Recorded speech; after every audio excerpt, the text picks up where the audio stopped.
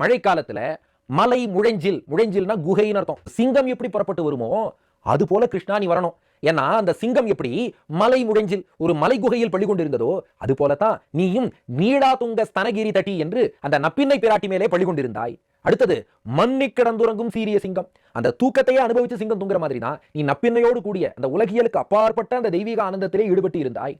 ஆனா அறிவுற்று அடியார்களுடைய குரலை கேட்டு நீ எழுந்தாய். தீ விழித்து கம்சன் உள்ளிட்ட அசுரர்களுக்கெல்லாம் அப்படியே நெருப்பு போன்ற ஒரு பார்வையை பார்த்து அவர்களை சுட்டரிக்கக்கூடிய பார்வையை பார்த்தாய். அதுக்கப்புறம் வேரி மயிர் பொங்க உனது திருமேனி நறுமணம் சர்வகந்தகா சர்வரசகா என்னும்படி உன் நறுமணம் எங்கும் பரவும்படி எப்பாடும் பேர்ந்து உதறி உன் திருமேனியை அழகாக அசைத்துக் கொண்டு மூறி நிமிர்ந்து சோம்பல் முறித்து முழங்கி அஞ்சேல் மாசுச்சகா என்ற முழக்கத்தோடு புறப்பட்டு நீ அதுபோல நீயும் யாதவ சிம்மமான நீயும் புறப்பட்டு புதருமா போலே. அப்ப சிங்க மாதிரியே வந்துட்டுமான்னு கேட்டானா கிருஷ்ணன். ஆண்டாள் சொன்னா சிங்கத்தை உதாரணத்துக்கு தான் சொன்னோம், அதுக்காக சிங்க மாதிரி வந்துடாத. நீ பூவை பூ வண்ணா.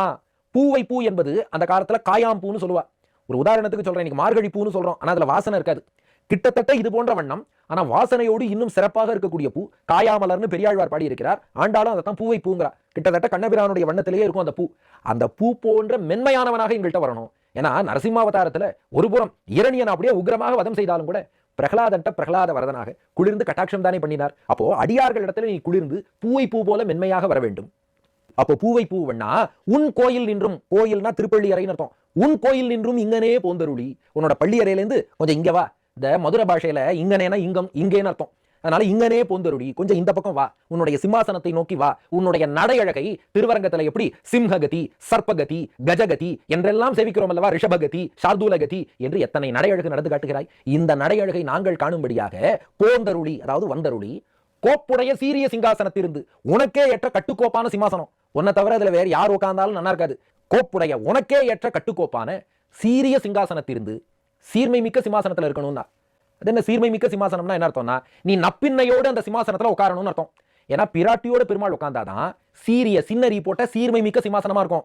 பிராட்டி இல்லாம பெருமாள் உட்கார்ந்தார்னா பெரியரி சீரிய சிம்மாசனம்னு சீற்றமுள்ள சிம்மாசனம் ஆயிடும். அதனால சீற்றமுள்ள சீரிய சிம்மாசனமா இல்லாம சீர்மை மிக்க சீரிய சிம்மாசனமா இருக்கணும்னா நீ பிராட்டியோட உட்காரணும்.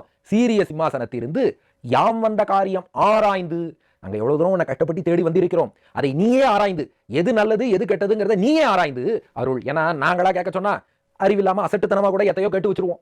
எங்களுக்கு எது நன்மைங்கிறது உனக்கே தெரியும், நீயே ஆராய்ந்து அருள் என்று கண்ணபிரானை பிரார்த்திக்கிறாள். அதுதான் இந்த பாசுரம்.